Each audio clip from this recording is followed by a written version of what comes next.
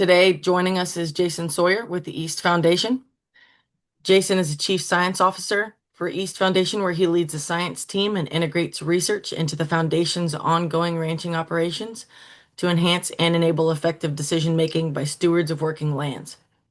Jason has over 25 years' experience in research and production management, where he has led and coordinated applied research in both intensive and extensive livestock production systems. Previously, Jason served as professor and research scientist at King Ranch Institute for Ranch Management. He also served in research, teaching, and management roles for Texas A&M University's Department of Animal Science and McGregor Research Center, and in research and extension roles at New Mexico State University's Clayton Livestock Research Center. He maintains adjunct professor and graduate facility appointments with the King Ranch Institute for Ranch Management at Texas A&M University in Kingsville and with the Animal Science Department at Texas A&M University. Jason has also worked as an advisor to allied industry partners and as managing partner for livestock production operations. Jason has a Bachelor of Science in Rangeland Ecology and Ranch Management from Texas A&M University and a Master's of Science and PhD degrees in Range Nutrition and Beef Cattle Management, both from New Mexico State University. He has authored or co-authored over 120 peer-reviewed and invited publications, over 250 abstracts, proceedings, and technical reports, and given over 150 presentations at meetings, workshops, and conferences. We're very lucky to have Jason with us today. Welcome, Jason.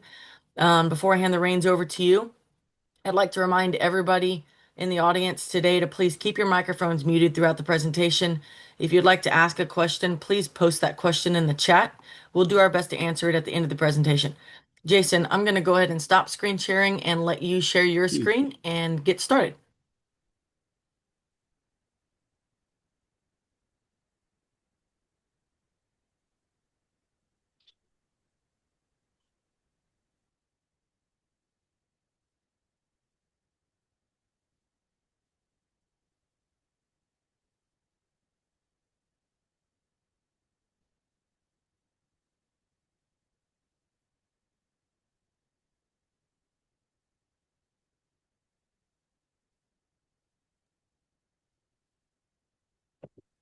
Okay. So sorry for my There you go. little bit of slowness on technicalities there, but um, really glad, appreciate the invitation. Sure glad to be with y'all over the lunch hour today. And definitely need to remind myself to shorten up that bio. That kind of almost put me to sleep. But anyway, I do appreciate the chance to be here and visit with y'all. We're going to talk a little bit today about the New World screwworm and kind of the current status of that, just a little background information there. And then I wanted to share with you a perspective about how we at East Foundation are thinking about our own decision making and management actions as we consider this emergent threat.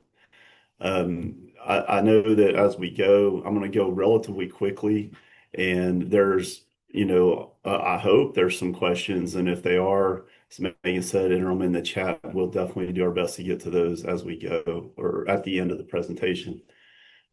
Just for those of y'all that aren't familiar with East Foundation, on the screen here, I just am showing you kind of where our ranching operations are. They're all in deep South Texas, Jim Hogg, Starr, Kennedy, and Willacy counties.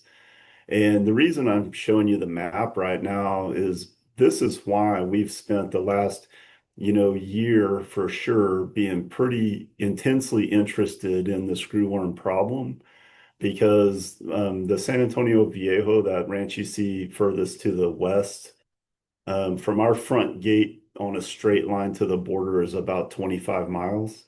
And our El Sal's ranch that you see there on the coast near Port Mansfield, as the crow flies, is about 45 miles from the border. So we know that we're kind of on the front edge of this emergent threat, and so we want our friends, partners, and everybody else in the state to be as prepared as they can. So what is it that we're trying to prepare for? Well, this is the New World screwworm. I'm guessing by this point everybody's seen lots of gory pictures and stuff like that. This is probably the only picture I have here. But just for context, this blowfly, which is one of many blowflies that exist in the world, but this one is pretty unique because It is one of only two species that lay its eggs and its larvae grow only in living tissue. So most flies are decomposers. They're going to lay eggs and their maggots or larvae are going to consume, refuse, trash, decaying materials, things like that. This particular species, its larvae only grow in the tissue, living tissue of warm-blooded animals. That's what makes this such a devastating pest to any warm-blooded animal. But in particular, our concerns are about livestock and wildlife species and the industries that they support. So, just as a quick recap, if we kind of go back in time, a couple of years now, and think about back in, 2023, let's say, or 2022 rather, the screwworm flies were all kind of contained in South America. So you can see down there the Darien Gap in Panama, the southern tip of Panama. There's a biological barrier that was established there many years ago and had been effective at containing screwworms below that line. Now, in 2022, there was a breach. The screwworms kind of escaped their barrier, you might say, had a little jailbreak, and started to move into the upper part of Panama and into Costa Rica. Now, over the next, say 12 months, so by November of last year, um, those flies had moved, through into and infested Central America, so that by November of 24, three cases were reported in Chiapas in southern Mexico. So that's about an 1,100-mile trip in a little over 2 years. Okay, so once they broke past the barrier, they moved pretty rapidly. And of course, a lot of that movement could have been natural expansion of the population. A lot of that movement is facilitated by the movement of people, animals, et cetera, through the region. Now, once the pest emerged in Mexico, that triggers a response because now it's in an adjacent country. This is a foreign animal pest. Despite the fact that it historically existed in Texas, it hasn't existed in Texas for almost 50 years. And you can see on the map here how the pest has kind of progressed through southern Mexico. And then you see a couple of emergent cases, the most recent ones, the closest ones, being case reports from the end of September in Sabinas Hidalgo in Nuevo León, which is about 70 miles straight south of Laredo and about 70 miles straight west from the border near our front gate at San Antonio Viejo. So that's about 90 miles from the gate for us. And so this, again, just kind of a little status check. I do want to point out that those cases in Nuevo León, the ones that say 70 miles up there, those weren't flies. So those case reports were animals that had active larvae or had larvae in a wound, and they were inspected on arrival at those locations, treated, and surveillance has been ongoing since those times, and no actual flies have been reported in those areas.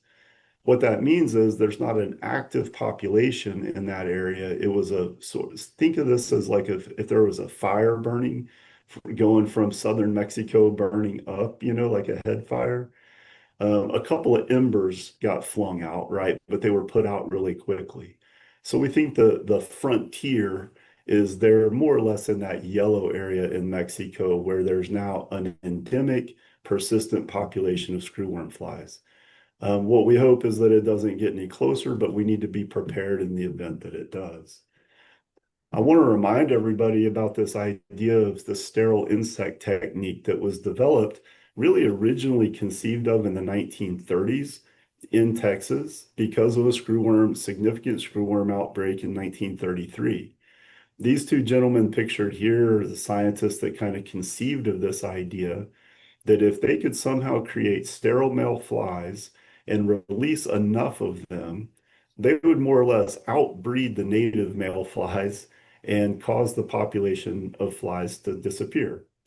And in fact, that is the method of eradication that was implemented in the United States, beginning in a pilot manner in Florida in the late 1950s. Took about 2 years to eradicate the resident population of screwworm flies from Florida at that time. And then in the early 1960s, the fly burden in Texas was pretty significant.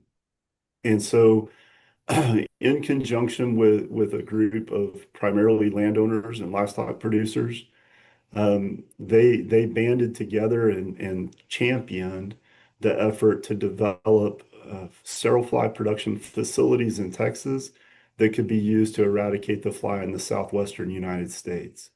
That effort was initiated in 1962, and by 1966, it was believed that there were no longer a resident population, a breeding population of flies in Texas. Now, that didn't mean there were no more screwworm outbreaks because there were still resident populations of flies in Mexico. And anytime there was favorable weather and the right wind, those flies would reinvade Texas. There would be an incursion, you might say. And so it was determined that really to get security from the pest in the long term, they needed to be eradicated totally out of Mexico as well. So those efforts began in the early 1970s, and you can kind of see on this graphic here how that eradication took place over time. Now, the key thing I want you to see is that it really took until the year 2000. So flies were officially gone from Texas in 1966. They were officially gone from Mexico not until 1991. And then it took another decade to get them out of Central America down to Panama. So in total, it took about 34 years to get the flies from the Rio Grande down to Panama.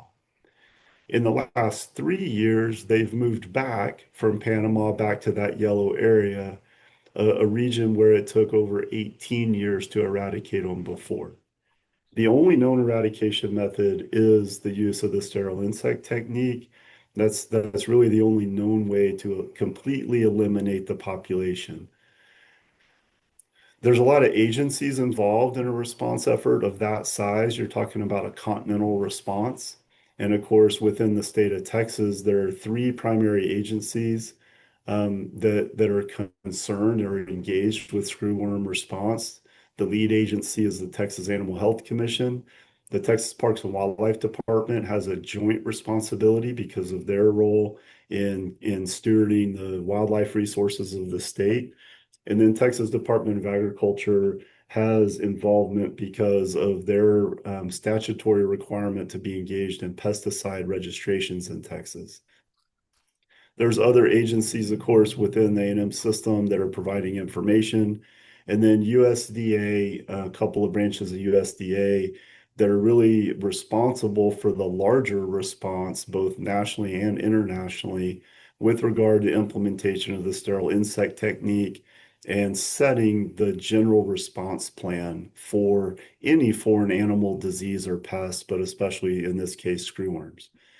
I want everybody to know that kind of like the 1960s, there's in Texas, there's a large number of individuals and organizations that have been very engaged in this discussion in response to screwworms and engaging directly with the agencies listed previously in order to ensure that we motivate appropriate, rapid, and effective responses should those pests reemerge.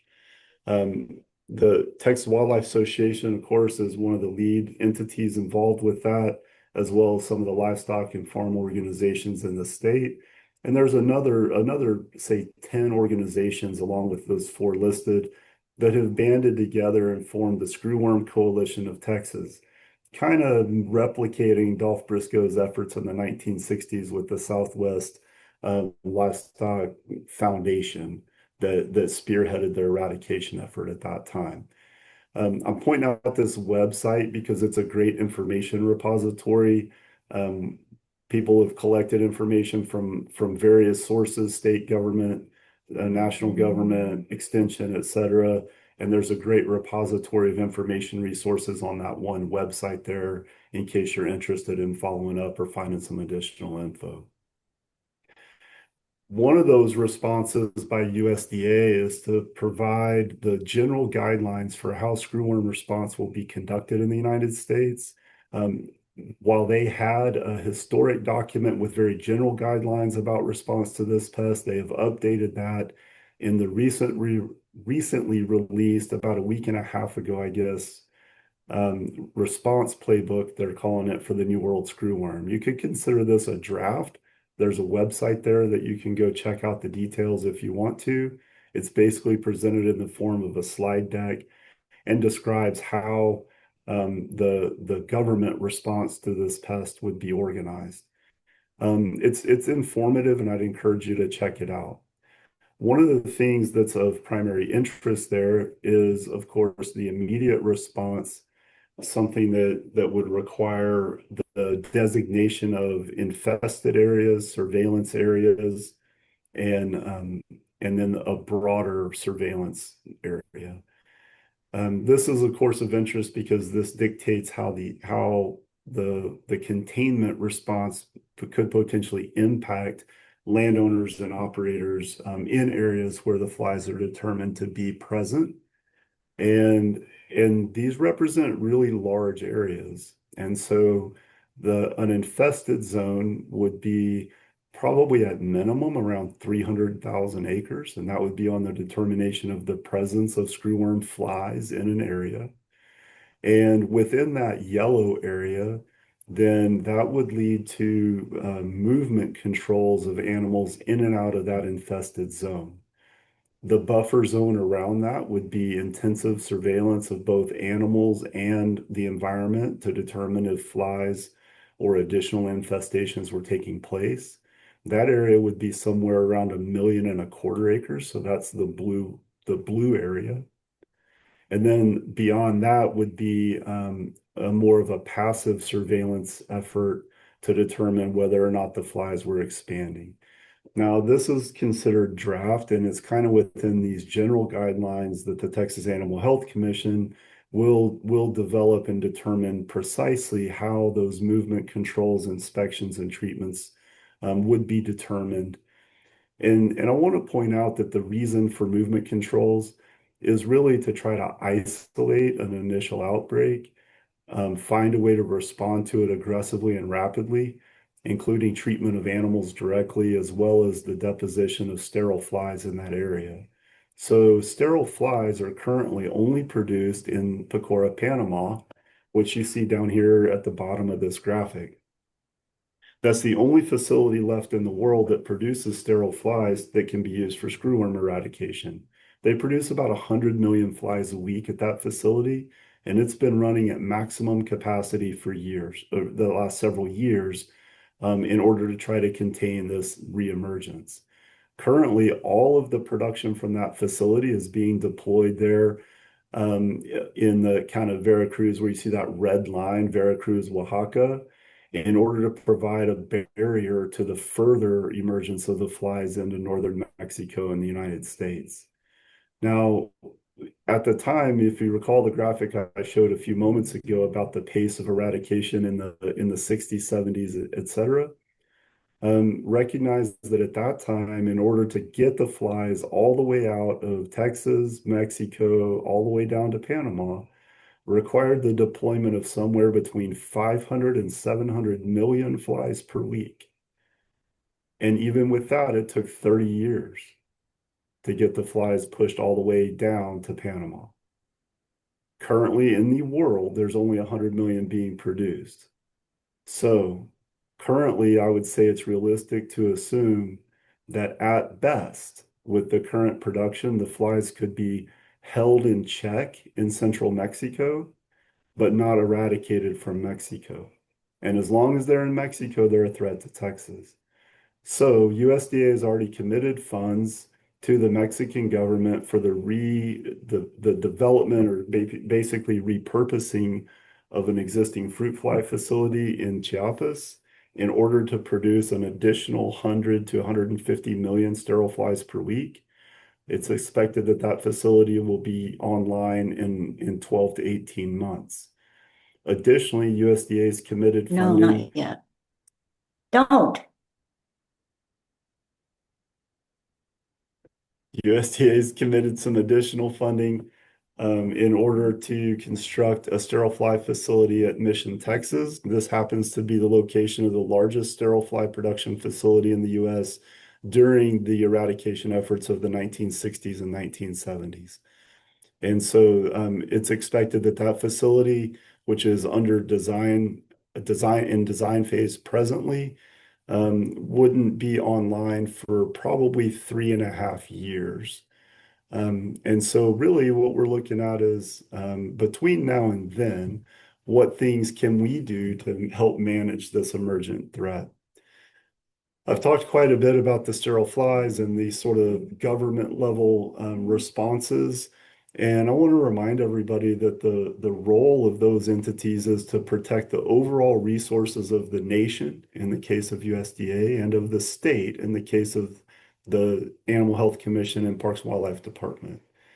Um, it's up to each individual owner or land manager to develop their own response plan for their operation enterprise that meets their individual needs, kind of within the context of the larger response effort.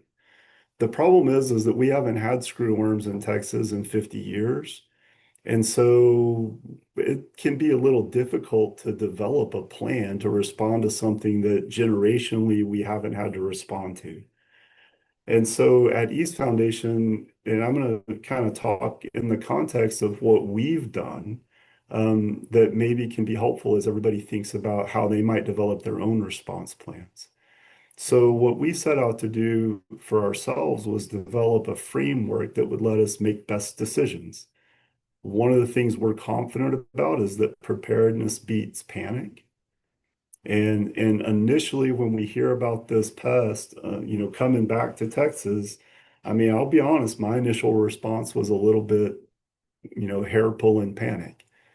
And because we feel a little bit powerless, like what can we do except wait for sterile flies to come out of airplanes? But we're not powerless against the threat. Remember, this pest existed in Texas for all of time until the 1960s. And so we know it's a devastating pest and causes significant damage, but we're not completely powerless. There are some things that we can do at the operational level that can help us both manage our own enterprise, but also do facilitate the broader control and elimination effort when the time comes. So we've developed a little risk assessment framework to really help us think about this problem. A standard risk framework would be something like these 5 pieces here. In this case, we know what the hazard is. It's the screwworms. So we can check that one off the list. But what we really want to know or need to think about is how likely is it that the flies are here? That's our exposure risk.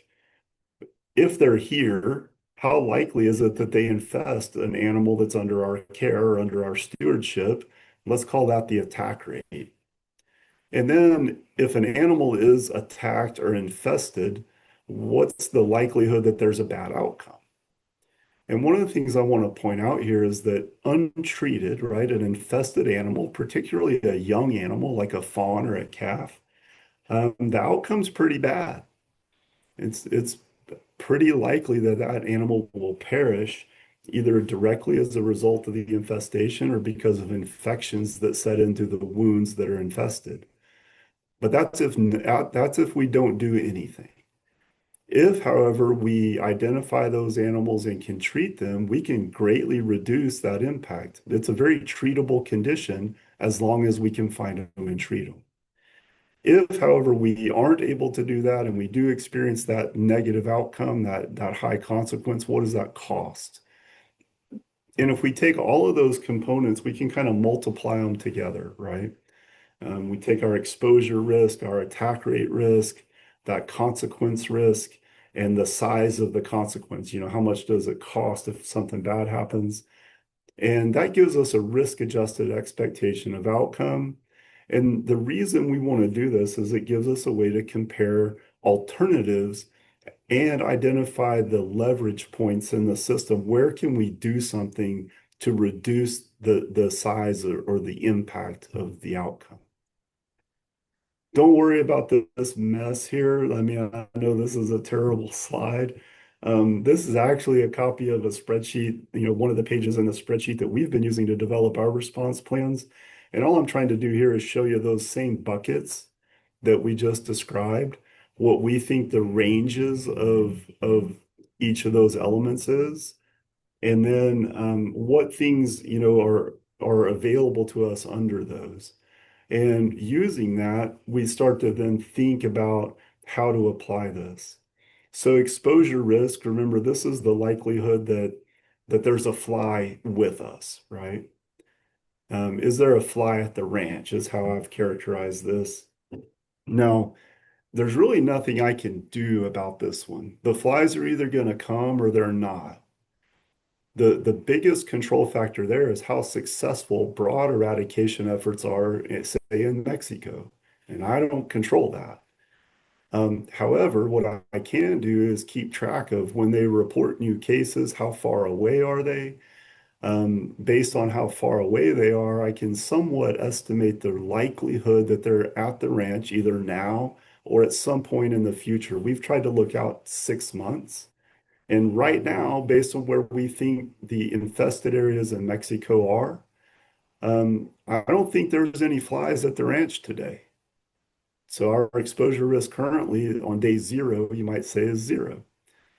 But if I look out 6 months and I know something about how fast the flies can move or spread, it's pretty possible or even likely that 6 months from now they could be at the ranch. Now, this information changes every day. If we don't get any new reports of flies over time, then that future risk starts to decrease, right? They're not moving anymore. And so the likelihood that they get here gets smaller. And so we monitor all of the reports that are coming out from Texas Animal Health Commission and USDA and the Mexican government to help us understand where we are today. The reason we do this is because as that risk increases, it tells us that when we need to take the next step. If the risk got really high, we would start taking action now. This is just an example. So while I can't overtly do anything about exposure risk other than monitor it and use that to help us decide when we do the next thing, one of the things we think we can do is help manage attack rate. So if the flies are here, what things can we do to reduce the likelihood that they actually infest an animal? And we know from history, right, the historical data from Texas, that the wintertime is a much lower fly burden and therefore a lower risk of animal infestation than the spring or fall. And because of that, then we can make some decisions about how we manage timing. We've used that information plus some information about how the fly behaves in either really hot or really cool weather.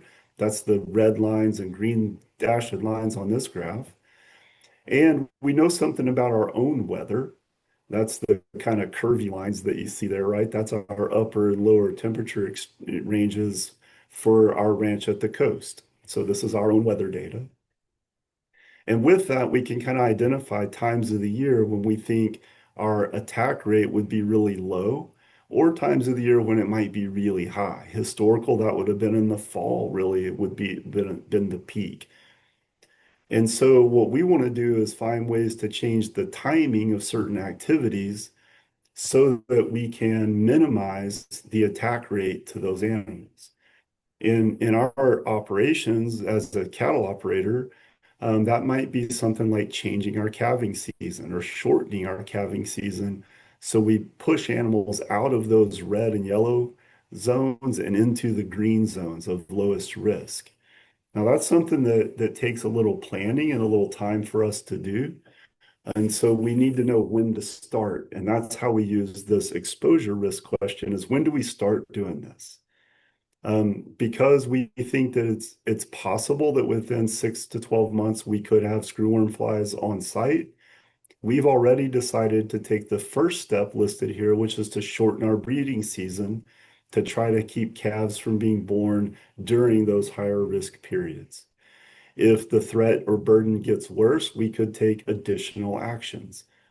For example, we could decide that we're going to reduce the number of cows and calves that we have and increase the number of yearlings that we run because they're less susceptible to the pest. A big picture thing here is for us to really be thoughtful about all of the processes that we do and any wound that we make. Do we have a plan to treat it to reduce the attack rate or the risk that screwworm flies infest it? Now, one of the things, the bottom one listed there is, well, I guess the fourth bullet there is thinking more about our current parasite control programs. And of course, all of that's in the context of cattle, but we're also wildlife managers. So how do we implement this for wildlife? I'm going to leave that as an open question for the moment. Within our cattle operations, our parasite control program, we think is actually a first line of defense. Like most livestock operators, we already manage internal and external parasites in various ways as part of our herd health program. And one of the things that we want to consider is can we update or upgrade our current program in order to provide some potential secondary benefits for better fly control? Now, I don't have certainty whether those things will reduce our attack rate from screwworms, but I believe that they give us a better likelihood. In other words, they reduce our apparent risk. And so we've taken time to update those protocols and think about that in the context of our beef quality assurance program. And the reason that that beef quality assurance program is important for us is that guarantees that we have a valid VCPR, which is a veterinary client patient relationship.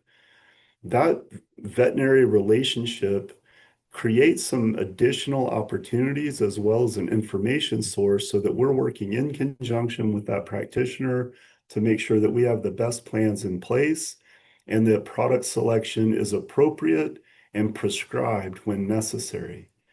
An important piece of that is that we're not making decisions blindly and perhaps inappropriately using certain products that either aren't going to be effective or using products in a way that they weren't labeled or intended for, which could create a food issue, right? We can create residues in livestock if we treat them inappropriately that turns an animal health problem into a food safety issue.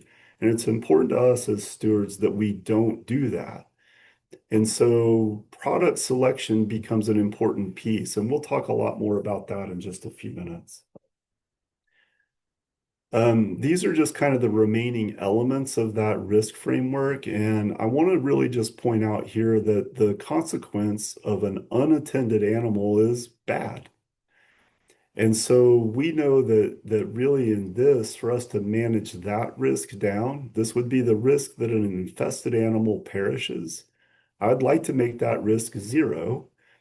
And the best way for us to move it towards zero is to make sure that we're monitoring and conducting appropriate surveillance so that we can treat animals when and as soon as we can identify that there's a problem.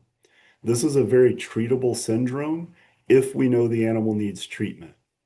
Now, I had that question mark before about wildlife, and this is where there's a real issue in our wildlife systems, is that we really don't put our hands on them. They're difficult to restrain and treat, even if we observed one with a wound.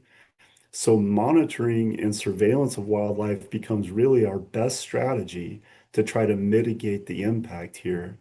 And perhaps working with our biologists in Texas Parks and Wildlife Department to think about ways that maybe we implement population management strategies as a mitigating factor to reduce fly burden and risk. I'm not going to spend any real time on this slide other than to point out we've taken all of those factors and what we think our various risks might be in order to give us an indication of how much we should be willing to invest in order to change the risk level. The two things we think we can do something about are attack rate and case fatality rate, or the number of animals that perish if they're infested. And anything that we can do to lower those rates, as you kind of see here, is worth quite a bit of money just for livestock. I'd encourage everybody to think about what that might mean in terms of their wildlife operations and think about the size of investment or the strategies available that can help us mitigate the threat in both directions. So I said the two things we think we can manage are attack rate and case fatality rate. And probably the two biggest levers that we have there are our parasite control programs in order to mitigate attack rate and our therapeutic treatment plans in order to minimize case fatality rate. Now, in large part, we think these are related to our ability to monitor, to change husbandry, to do things like that. But at some point, we also all want to know, are there products available that we can implement for either of those purposes? So I'm going to talk a little bit about that. First, I'm going to give you some considerations, and then we're going to talk about some categories of products so that we at least have good information we can move forward with to communicate with animal health professionals or wildlife professionals. First, a little bit of rules and reg, but not too much, I hope. I want to remind everyone that when we're talking about product use for this pest, there's kind of two agencies involved. Anything that's considered a pesticide, think bug spray, is regulated by the EPA. And anything that's considered a drug, so this would be a systemic acting product that we would apply to an animal and that would kind of move throughout their system to help control parasites. Those things are going to be regulated by FDA. So there's two different federal agencies involved. I'm really pleased to say that even over the last couple of weeks, it's clear that USDA has been very engaged with both of these agencies in order to fast track potential emergency use authorizations and to try to create conditional approvals for first line response products. Because candidly, in the US today, there's not much currently listed or available. So they are making some progress on that. And so I want to at least give the positive, thumbs up to those federal agencies for taking this seriously and moving things forward. An important consideration here is that with EPA products, there's really not a lot of room for what would be called off-label or extra-label use. So you're supposed to use EPA products the way they tell you to use them. Now, there's a little bit of exception. So at the state level, there's some ability to provide for additional indications as long as they're not in direct conflict with the primary label. And I know that some of those things are currently being explored, but none have been fully, explicitly registered or stated today. Um, for FDA, there's a few other sort of additional ways to use products. Products can be used extra label, but only under the directive of a veterinarian with a valid client-patient relationship. And that's why it's important. If you don't think you have a veterinary relationship today, today might be a good day to look up a local vet and try to create that relationship because it can create access to some response strategies that you might not otherwise have. Um, there's also this thing called minor use for minor species use under FDA rule. And all wildlife under that are considered minor species. And so again, there has to be a directive in order to take advantage of that minor species classification. And you still have to adhere to food animal provisions. But there can be approvals or conditional approvals or other mechanisms by which wildlife could gain some product recommendations. None of those have happened yet, but I want to make you aware that that's probably the avenue that will be taken in an actual response situation. So should the pest become emergent or there be infested zones designated within Texas, I would anticipate that any wildlife response might capitalize upon that minor species provision. I also kind of want to point out that label violations in food animals are pretty serious. And because harvested wildlife in Texas are to be consumed, they are actually considered food animals. This actually creates one, not the only, but one significant barrier for product implementation for wildlife. I mean, obviously, the major issue is that we don't put our hands on them, and it's difficult for us to apply the treatments to begin with. The other, though, is this fact that they are considered food animals, and therefore they're subject to the same extended withdrawal periods for any products utilized and other label requirements for any pesticide or drug that's deployed. The other big barrier is that we have to have proof of target delivery in order to gain any of those approvals. And this is a very difficult thing to achieve in free-ranging animals. Just a note here about resistance. I think everybody's at least aware of the concept that as we use products, whether they're pesticides or drugs, repeatedly and chronically, that resistance in the target population of the pest can be a real problem. It just turns out that flies, because they have really fast generation turnover, are are are really good at acquiring resistance. So fly populations can become resistant rapidly. And what this says is that we want to be pretty judicious about product utilization, whether it's in livestock or wildlife systems, because we want to conserve their utility for when we really need them the most. And this doesn't mean don't use things, it just means use things judiciously and properly to avoid resistance. I'm often asked, like, is resistance a real problem for this pest? And so I put together a bit of data. These are all data from some key products that we might consider avermectin class products used in South America. And the bars that you see here are the effectiveness or efficacy of those products against New World screwworms specifically. And just note that these products were introduced in South America in the early 1990s. And at the time of their introduction, they were very effective. But look what's happened over the last 20, 30 years. That effectiveness has declined. And so that's the indication, right, that resistance in those fly populations has developed as a result of that frequent chronic use. Now, I'm not blaming anybody for that, right? You have to use what's available at the time, but recognize that resistance can emerge and it is an issue. This is also a good indication that if, in fact, Texas is reinfested with New World screwworm flies, we can't sort of product our way out of it. We're not going to eradicate the fly with control measures like the use of insecticides. And the evidence of that is South America. They have all of these products. They use these products widely because the pest is endemic there, and they haven't managed to eradicate it without the use of the sterile insect technique. Let's talk just a little bit about some product stuff, because people are often, most interested in this, like what's available, what can be used to prevent or treat infestations.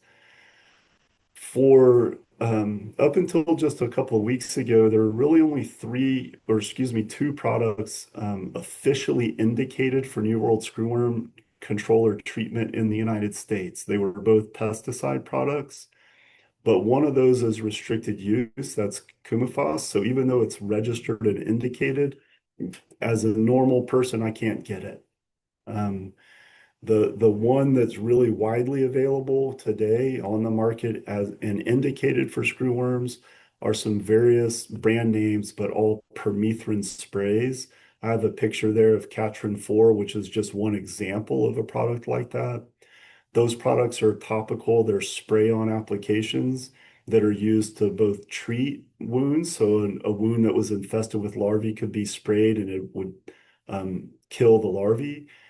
And after spraying a wound, there's some residual activity for somewhere between 2 to 4 weeks, is probably the longest duration. And realistically, 10 days is probably the real target. And so one of the responses that we will implement immediately, should there be, we perceive that there are flies in the area, is any wound we would create, we'll spray them with a fly spray. So if we put ear tags in a calf, and we know there's screwworm flies in the region, we'll spray those wounds, those tiny little holes that, earring holes that we put in their ear, we'll spray fly spray on there as a preventative. And so this is a product that's currently available. Are we going to start spraying every wound with fly spray today? No, because right now it's not indicated. We don't believe there are screwworm flies at the ranch. But the moment we think there's high risk for that, we'll implement this as a measure. On September 30th, FDA issued a conditional approval for primarily for beef cattle. So this is a cattle only product for the product Dectamax, and that CA1 after it just means conditional approval number one for screwworms. But they did give it conditional approval and an indication for use for treatment and control of screwworms with a 21-day duration against reinfestation of screwworm larvae. So that's just an indication that FDA is working with drug sponsors and USDA to develop and label products as they have data available to them. So there's products that are available currently for livestock in the US. And remember, wildlife are a minor species. So something that's already approved for livestock under the direction of a veterinarian with some additional provisions could potentially be deployed in wildlife if you had a way to deploy it. That's always the hard part. And many of the products we're about to talk about are probably already part of a livestock parasite control program in some form or fashion. But it is very important that we have veterinary engagement so that we select products appropriately and gain whatever benefit we might. I mentioned this exemption under EPA.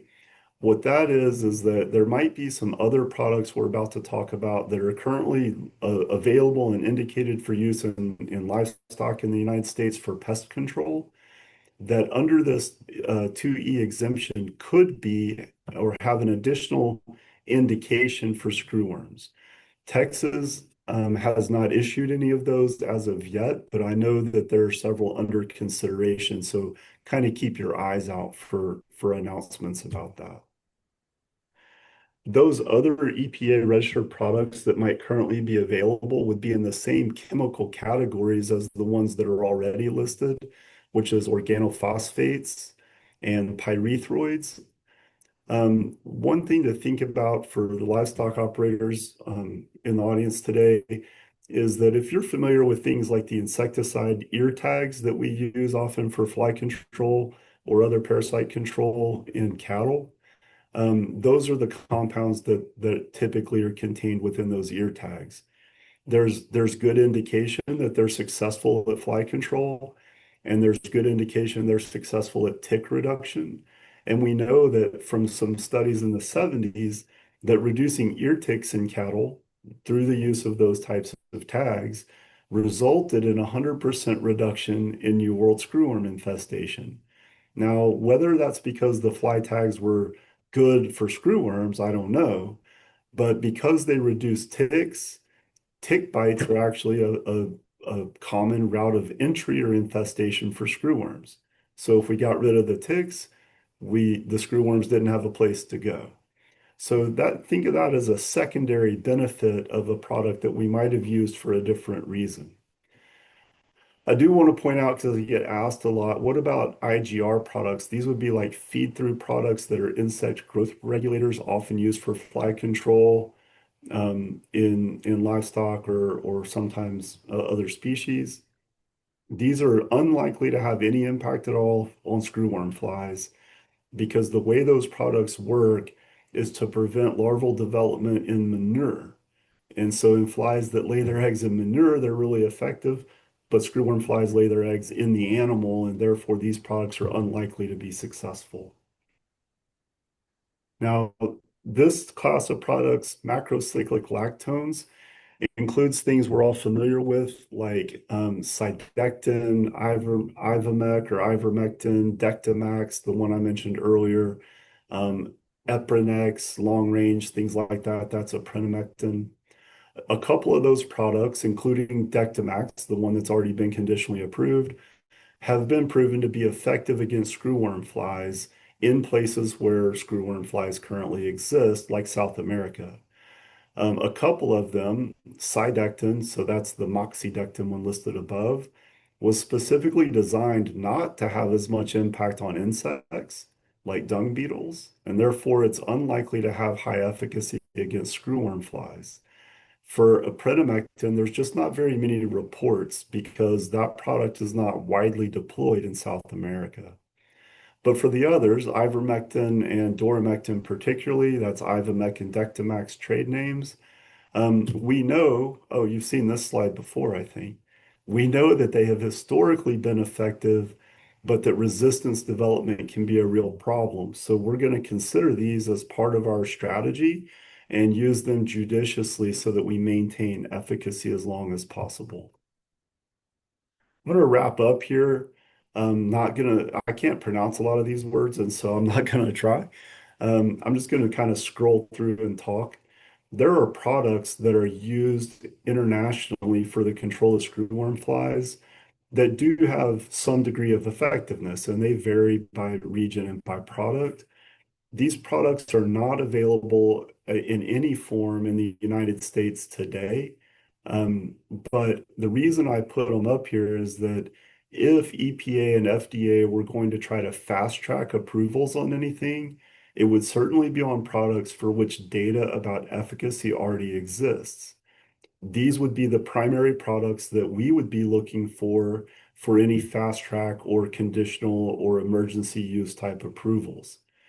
And there's a couple of these that appear to have pretty good control, and that control has some length of duration, 20 days or more of duration.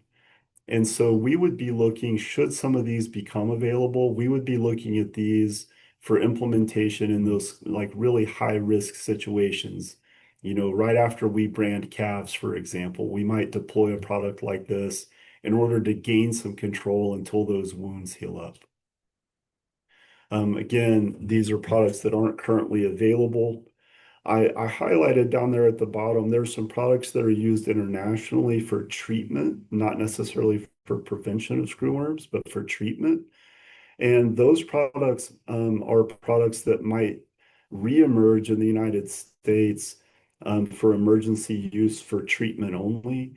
A limitation is often those products contain drugs or pesticides that have been, in many cases, voluntarily deregistered or restricted in the US, but perhaps under emergency use, they might be considered. So with regard to product selection, even though there's very few products currently labeled, because most of them were developed after screwworms didn't exist in the US. So why label them for that? We know there are some that could be effective, and we know that the federal agencies are working to get authorizations or consider authorizations for at least some of those products presently. What we always want to be mindful of is how these might develop resistance in an emergent population. And because we know resistance does exist in South America, we have some uncertainty about whether these would be 100% effective or only partially effective if flies come back to Texas. But we would probably use them because something is better than nothing, right? We would definitely want to do that in conjunction with veterinary advice to make sure that we're doing those things in a responsible way. And we know there's a lot of obstacles to implementation, especially as we think about any deployment for wildlife. So I've kind of killed most of the hour here. Hopefully we have time for a few questions. I hope this has been informative at some level. And if nothing else, suggest that there can be a framework for how we think about our individual responses, that there are some strategies available, some just through management, through increasing our surveillance and observation, and by planning not to panic, we can do the most for our operations to be successful or at least endure until the sterile insect technique can once again eradicate the pest from North America.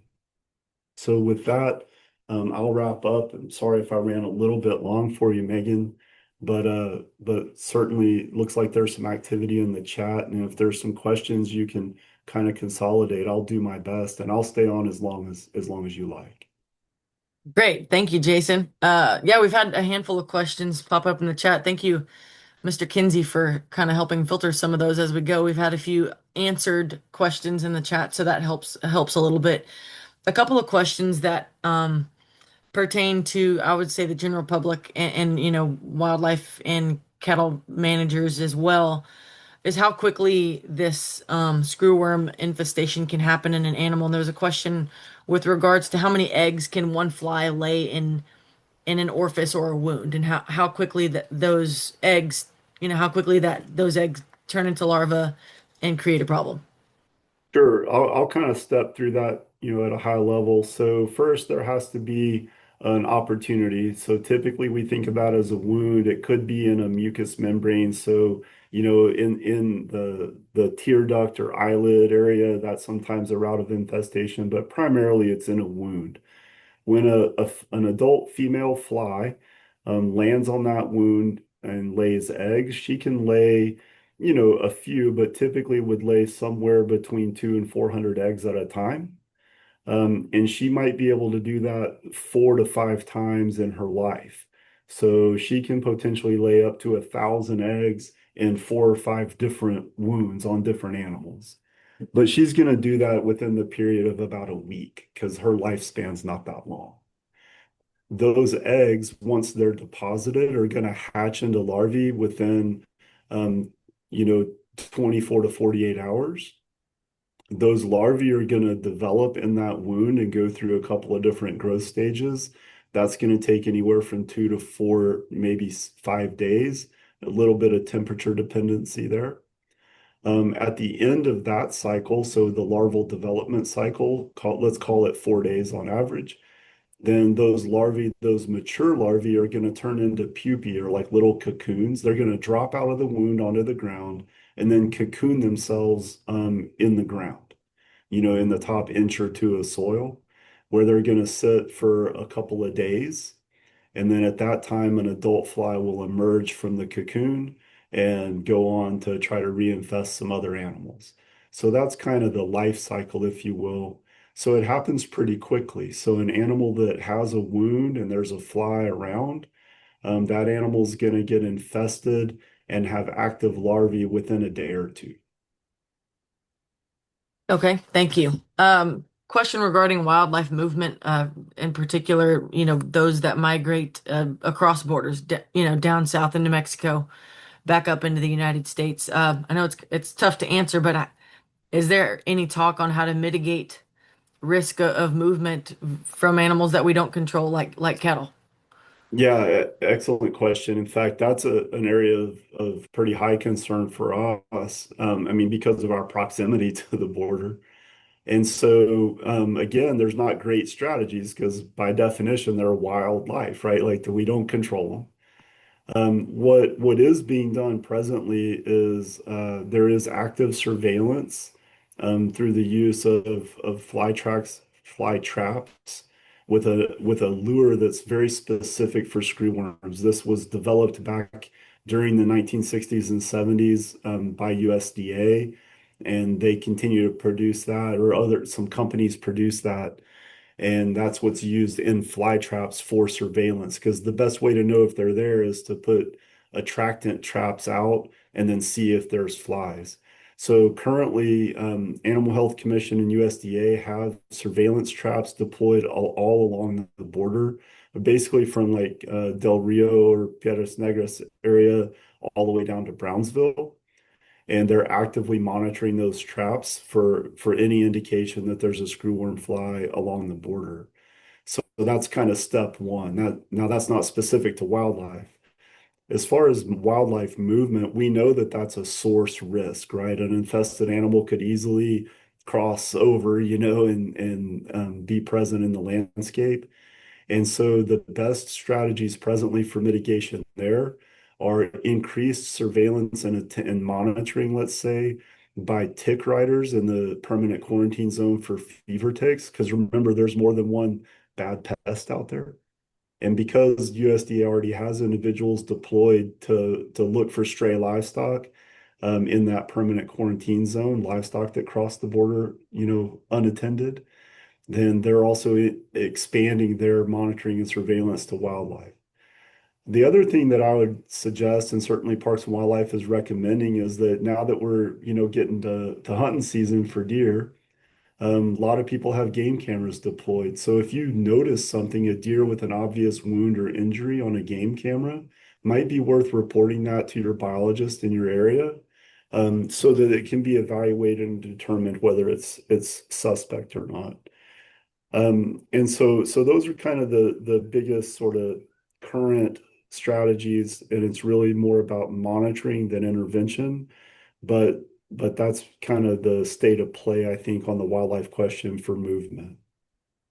Thank you. Last quick question. Has the current government shutdown had any negative impact on, forward movement of whether it be the sterile production facility or any other interworkings of different agencies such as the FDA, EPA?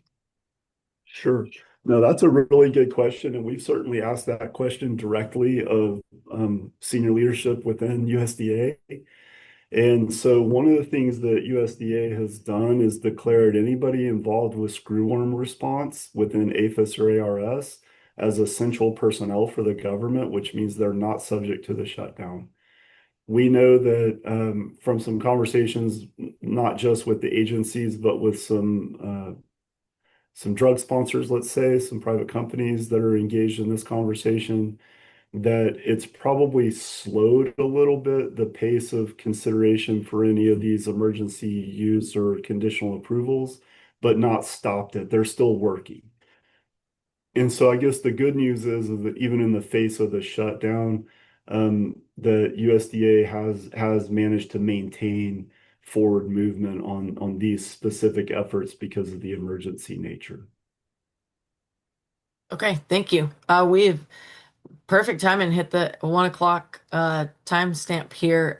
So we're gonna wrap it up. Jason, thank you so much for being with us today.